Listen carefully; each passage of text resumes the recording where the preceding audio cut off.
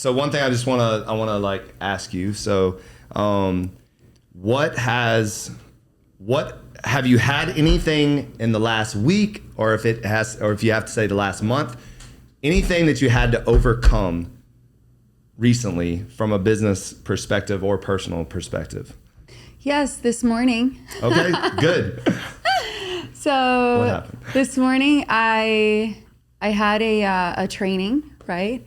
And I was promoting it and blasting it and had all the automation set up for it. And it was at 11 o'clock in the morning. And when I opened my laptop, I noticed that the battery was dead and I couldn't find my charger. And normally I'm like prepared, you know what I mean? And I was all prepared with like questions people might have and everything. My automations were popping. And the most important thing, I didn't have that ready. So 15 minutes before my workshop, I basically stood in the lobby of my building and I just waited till someone came in, and it was empty downstairs. Like when we were walking in this building, it was empty like that. And I was like, God always comes through for me. And I just waited, and this guy was coming in on a bike, and I was like, do you happen to have a Mac computer? And he was like, no, but my kids do. And I was like, can I borrow your charger? I have a meeting right now in like 10 minutes and I'm out of battery. And he's like, yeah, no problem. So for me, it's funny because like I'm a solutions person, you know, and when there's an issue, I just confront it. I don't freak out. I don't panic. I pivot. Wow. And I think it's so important to walk through life that way, because how many other situations are going to happen where that's the case, you know? And it's happened to me in the past. You know, I had a SLS, for example, canceled on me 24 hours before a massive event where I had Jen Gottlieb and a whole bunch of huge speakers coming and like 200 RSVPs. And less than 20, they canceled because they had, I think it was a production from Hollywood that was paying them $1 million opposed to what were they going to make with me. And I totally understood, but I didn't panic. I pivot, you know, and I didn't even ask my team to go look for another venue. I went by feet to South Beach and I found a venue, you know? So it's all about precision, domination, and exexecution. Love it. Love it. Because most people, I mean, quite frankly, would just cancel. Mm-hmm. They go the easy route, you know, they just choose to be lazy and say, oh, well, it's not going to work out today. Mm-hmm. And I love the fact that you always, you know, I've actually, Amber will tell you a lot. I use that pivot line a lot. So we never panic, ever. Exactly. I love, here's actually a quote. It says, God doesn't give you a vision that you can't execute. Whatever you feel passionate about, go out there and find a way to make it happen. And that's exactly what you just said. So I love that. Absolutely. So you're the founder and CEO of Epic Talks, keynote and international motivational speaker, transformational mindset mentor coach, best-selling author of Detoxify Your Mind, networking queen, like that one. Is that self actually named, a lot of the people have given that to me. I like it. And community builder. Mm-hmm. So talk a little bit about Epic Talks and how that came about. So when I first moved to Miami, I was in medical sales, orthopedic sales. Okay. And I remember I was just going to networking events, looking to get into the personal development space. I had just graduated from a couple of emotional intelligence academies. I did Warrior Camp. I did Peak Potentials with Steve Harv-Eker. And I made personal development my religion pretty much. And I knew in the moment that I was taking those classes that I wanted to be a speaker. And I wanted to share my story because I wanted to create more impact. You know, when you're in medical sales, you can only create so much impact, right? Mm-hmm. I wanted my own impact. And I was walking over the bridge in Brickell and I was thinking to myself, man, I think I'm going to leave Miami, because at the time it wasn't what it is now. Right. You know, there wasn't networking events like Epic Talks. It was more like, hey, here's my business card. And what year is this? This was like 6 years ago. Okay. So 2018. Yeah, a lot has changed in 6 years. Yeah. Yep. So then I'm walking over the bridge and I remember, crazy enough, I'm thinking to myself, I was like, well, all these speakers are in Los Angeles, like Lewis House, Alexi Panos, you know, Tim Story. And I think Tony Robbins was there at the time too. Mm-hmm. I'm just going to move over there. But then I had like this little voice that said, well, if it doesn't exist, you're going to create it. Yeah. And from the moment that I thought of my first event to the moment I had it, it was only 3 days. Yeah. So really? I thought of the idea. And I called a girlfriend of mine who's a law professor at the University of Miami. And I said, Alicia, you've been a speaker before in front of people. I'm going to throw an event. Would you help me? Because I'd never spoken before. Yeah. I just knew I wanted to share my story, but I was afraid of public speaking too, So she's like, sure. She thought I was BSing her. And I went on Canva and I created these little flyers. I took a picture of hers, a picture of mine. And at the time I called it Epic Life Masters. Okay. And it's funny because I just told you that me and Ivan dated, and literally he saw me throw my first event. No way. Yes. All right. So I passed that. I went to FedEx Kinko, printed out 100 flyers, and I rented the ballroom in the building that I lived at, and I just waited. And I went to Whole Foods, got a couple of bottles of water, wine, cheese and crackers, and I'm just there with Ivan just waiting, and 15 people showed up to my first event. Okay. And out of those 15, 8 of them were my friends. Yeah. So, but I just remember in that moment, I was sharing my story, and I was like, this is what I'm supposed to be doing. I don't care what it's going to take. I'm going to figure out a way to make it happen, And then in my second event, which was three months afterwards, I was like, how can I make this more popular? So I reached out to Jason Stone and, millionaire mentor. Yep. So Jason, and then Andres Ospina, who I graduated from one of the courses that I took. And then Luis Escobar, who was helping me build websites and all that stuff. And I said, hey guys, I just want you to be speakers at my stage and just bring your people, especially because Jason has a whole bunch of followers. So the second event, we had 120 people show up. Wow. Yeah. So I was like, yes, all excited. And of course they were, free tickets and people were just coming. I had food, I had music, you name it, And we all sucked at speaking. I remember telling Jason, funny. I'm like, Jason, you need to take classes. I mean, I could use some help too, whatever. But people were having such a great time, And I just decided, okay, I'm gonna make this something. And of course, after a year, everybody kind of going their separate ways, and I just stuck with it, And I started charging them $15 a ticket. And I was scared to charge $15 a ticket, but every month I was losing money because it wasn't profitable. Yeah, I didn't know what involved in it. So. Yeah, I didn't know what the heck I was doing.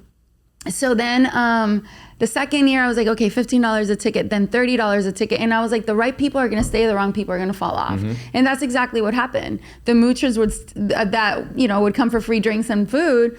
They didn't come. Right. And then the ones that really wanted to learn and network and collaborate and build relationships, they were staying. And then the pandemic happens. So I was like, oh my God, what's going to happen? And I thought I was about to get out of the medical industry. And then that also slowed down. So I was like, I'm not going to let my company go to waste. So I started doing little Zoom calls and, one-on-one coaching. And in the middle of the pandemic, I started looking for places that were going to allow me to do a small event, not as big. Right. And I had a girlfriend of mine who used to own a gallery studio. And she was like, as long as everybody comes in through the back, we're good. Right. So my first event, I charged $50 a ticket. You know what I mean? And I had never charged that. I'm like, well, whoever wants to come, they're tired of being home, they're going to pay it, right? So I had one of Tony Robbins' speakers come and speak at my first one. And again, it was like 15 people. A lot of people were still scared of showing up and whatnot. So then after that, I kept having like little small ones here and there. And all of a sudden, Miami starts opening up, but the SLS swim week and Art Basel was still canceled. Mm. But I was allowed to throw an event there. So I ended up combining Fashion Week and Art Basel into one event. I charged $150 a ticket, 350 people showed up. Amazing. And ever since, Epic Talks became what it is now. And of course, I continue nurturing my relationships and just making it the #1 entrepreneurship event in Miami. That happens monthly. Yeah. What would you say was your most difficult moment, like creating or becoming an entrepreneur? Was it raising capital? Was it building a gym? Was it, running out of funds? What was it? I think the hardest thing is always people. It's like in my early days, I had this expectation. I was trying to find myself. I was trying to find other people like me, and that's impossible. But I didn't think that. Like at the time I was like, I can find somebody that has this much drive and this much energy and this much like passion for what I'm trying to do. And it's hard to duplicate yourself. You can't. And then shout out to Louis Barone. He told me to read a book called E-Myth Seminar by Michael E. Gerber. And I'll never forget, I was on the art trainer I didn't get off the art trainer until I finished the book. And I mean, I don't even know how long I was on it, but I literally read the entire book on the art trainer. And when I got off, I started creating systems and started writing down everything from basically our 68-page training manual. And it was like not what I do, but how I do it. And that I want it done like this. And I mean, everything to, like almost like a franchise, kind of thing. But then it was, okay, and now I got What book is that again? It's a Michael E. Gerber E-Myth Seminar. He actually has 4. And what's actually interesting is you'll read that one. So that's his first book. And then you read E-Myth Mastery. And that helps you with SOPs? Systems. Yeah. It's all about systems. It's basically like, don't work in the business, make the business work for you. Yes. Don't be if you're a true entrepreneur, you shouldn't be working like 15-hour days. person, like whatever. So you got to get it to where the business is working for you, and it teaches you how to do that. Have you read Rocket Fuel? No. Is it another one? Yeah. Okay, I'll check it out. But I'm definitely I'm a big reader, so yeah. Yeah, I'll check out the ones that you. Yeah, I've read all of Michael E. Gerber's because it's actually really funny because his last book kind of like contradicts a lot of the first book. Interesting. Yeah, because in the first book he basically says like, you can teach a monkey to do anything. So then you shouldn't read the first book, you say? No. Okay. There's still jewels, and it's almost you have to read all of them for it to all make sense. Gotcha. Because all of them talk about, it's a progression.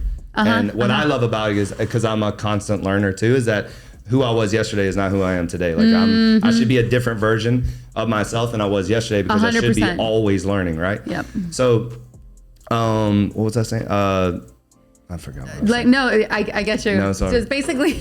It's a lot going on. No, I asked you what was the biggest lesson or your hardest moment? Back to people. So that book, he basically says you can teach a monkey anything to do anything if you have the right systems. Yeah. And it was really hard because some people got it and then some people didn't. Then his last book talks about you have to have extraordinary systems, but you have to have extraordinary people to run those systems.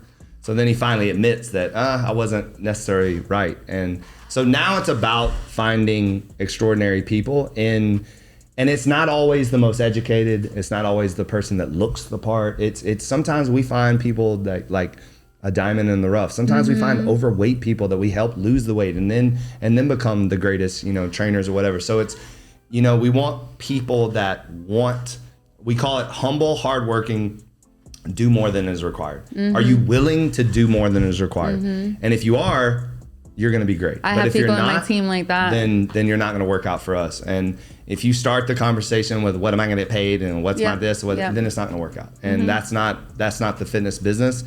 It's not really business in general, So that's been probably the hardest thing. And I've had phenomenal people. I've had crappy people. I've had people that have worked for me for 10 years and then quit. I've had people work for me for, still to this day, so it's people is the struggle.